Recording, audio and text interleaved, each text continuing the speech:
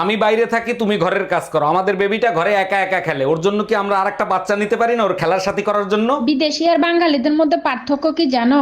বিদেশে বাচ্চাদেরকে খেলনা কিনে দেয় খেলার জন্য, আর তোমরা খেলনা না কিনে বাচ্চা পয়দা করে দাও খেলানোর জন্য।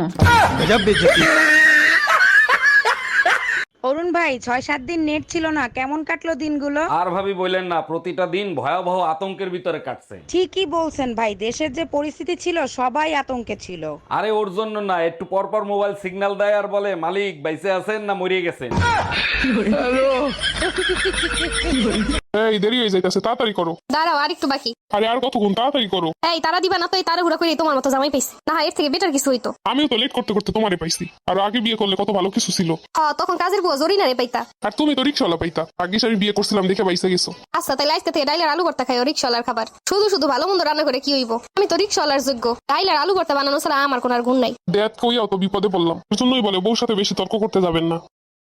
হ্যালো টুম্পা, বাসায় কি আমাদের বিয়ের কথা বলছিলা? কইছিলাম মোর আব্বা আম্মা রাজি না। তাইলে এক কাজ করি, চলো আমরা পালায়ে বিয়ে করি। ছেলে কাল গুই ফলাম সাথে তোমার মায়ের সব গহনা নিয়ে আইসো। দামরা হালার ফলা মুই টুম্পর মা। অরুণ ভাই কি হইছে আপনার? বউর সাথে রোমান্টিক অবস্থায় ছিলাম, যার বউ সে দেখকে ফেলাইছে। আহারে, মায়ের কি বেশি দিছে? সে মারছে ঠিক আছে, বউর কাছে নালিশ করছে, বউ আবার জাটা দিয়ে পিটাইছে। আপনার কপাল ভালো, ভাবির জায়গায় আমি হলে গোড়া দিয়ে কাটতে দিতাম।